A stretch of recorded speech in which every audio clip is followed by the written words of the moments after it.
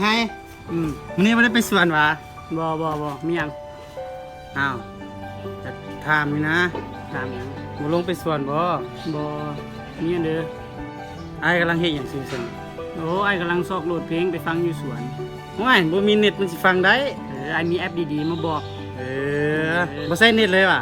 บ่มีเน็ตว้ายเจ๋งแท้เดี๋ยวสิบอกใช้มีแอปตัวใดบอกดู